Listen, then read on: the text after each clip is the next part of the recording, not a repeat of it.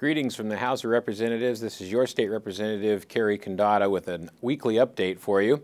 Well, we're down to the last few weeks of session, and the budgets have now been let out of both the House and the Senate. Let me tell you a little bit about the process, where we're at. We've essentially passed all the policy bills either out of the Senate or out of the House. That is done, and they are moving to the floor. And now the budget negotiations will begin between the two chambers. The budgets are shocking. They really are, folks. What it amounts to when it's all said and done is when we walk out of here, we will have reduced the total state budget by 1%. 1% in this supposedly very difficult time. It is not acceptable. We will be raising revenues, taxes. They say revenue, we say taxes, $850 million at least. Possibly more, possibly a little bit less. But worse than that, we're borrowing one-time money again to shore up this budget. We're borrowing money from the federal government. We're taking money from other funds.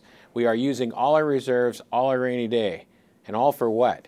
To come up with a budget that's 1% smaller? Have any of you, since the recession started, operated with 1% less money? I know families that are operating with 50% less money.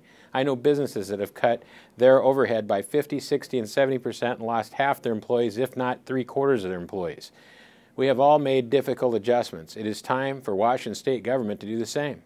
Now, we'd love to fund all these programs. We really would. We'd love to take care of everybody. We just can't afford it. It just can't be done. We're going to create a worse situation going down the road, and let me explain why.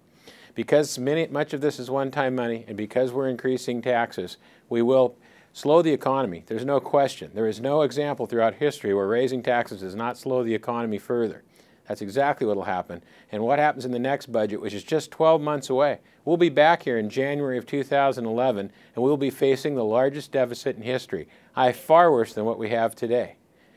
The bottom line is this government is moving in entirely the wrong direction, same as the federal government. Spending and borrowing, when the rest of us have come to our senses. We've adjusted our lifestyle, we've adjusted our balance sheet, we've adjusted our businesses. We are deleveraging. That's exactly what this country needs to do, is deleverage from one end to the other. But government does not seem to get it. The majority party here has now overturned I-960. That required two-thirds vote, two-thirds of the folks in the House and Senate to vote for tax increases. There was a reason that passed 3 times in front of the voters. Because voters realize that we should make the tough decisions when we have to, and that all of us should agree. By removing 960 now, only 51 people in the House have to vote for taxes. And they will. We believe they will. We don't know how much and how far it'll go, but there will be increased taxes and there will be more spending. But once again, the bottom line that's so disturbing here is that we've managed to reduce our budget by 1%. Government can do a lot better than that. We have all had to do more than that. We'll keep you up to date as this progresses. There's still a few weeks to go. Stay tuned.